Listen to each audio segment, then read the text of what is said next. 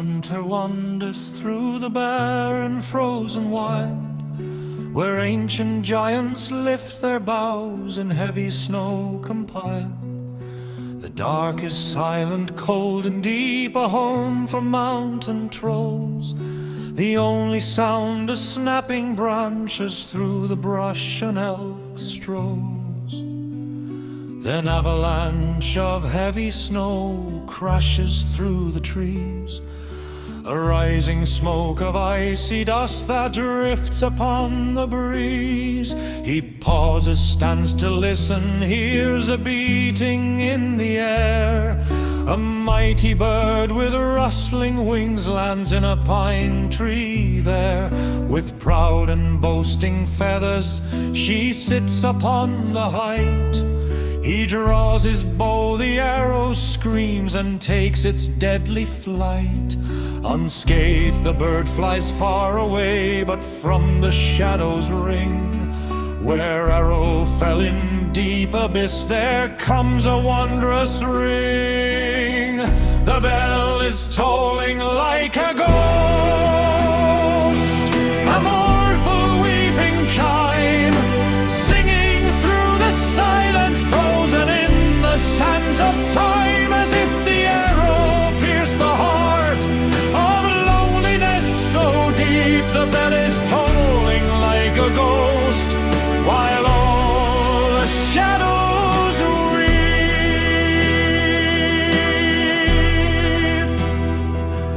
With holy dread and wonder, he follows where it calls, and through the pine and spruce he spots some old and ancient walls. A tower roof and sweeping wings, a monument of stone.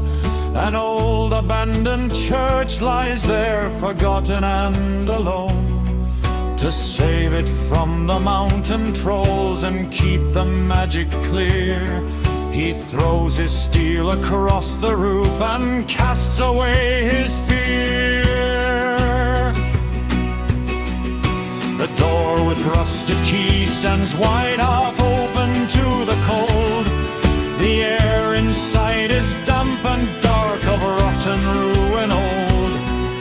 The snow has drifted on the floor and creaks beneath his tread.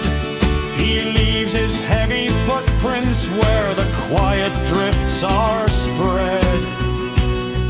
Down through the roof a bell has fallen, resting on the floor, and that was what had cried aloud behind the wooden door.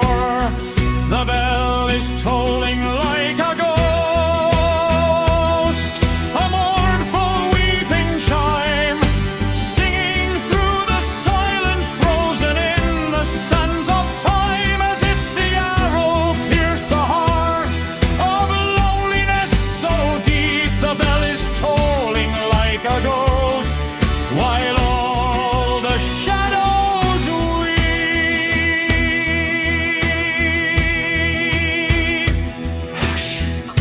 He hears a heavy breath, a slow and steady sigh, before the holy altar where the dusty shadows lie. A black and woolly shape is curled upon the frozen floor.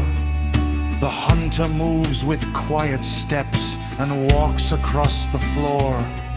It's Bamse Brakar, forest king, who sleeps so deep and sweet, a winter dream of summer days before the altar's feet.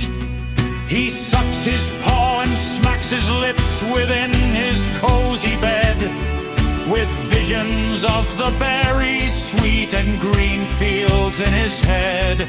But suddenly the arrow flies and pierces through his chest, and tears away the cherished dreams from the sleeping giant's breast.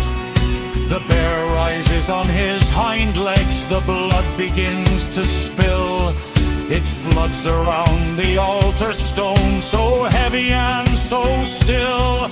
With back against the altar board, he fights with dying breath. He wants to hold chest to chest the one who brought him death.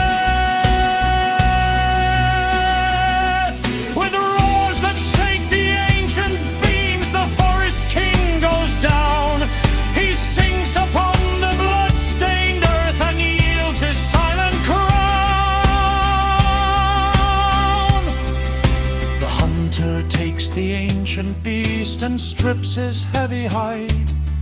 He nails it to the crumbling wall with victory and pride. For many, many years of grace the shaggy fur would cling to tell the tale of boldest bow and what the arrow would bring,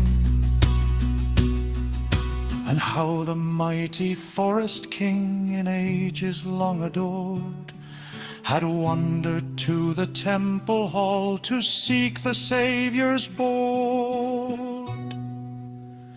But memories fade and turn to dust as years and centuries roll.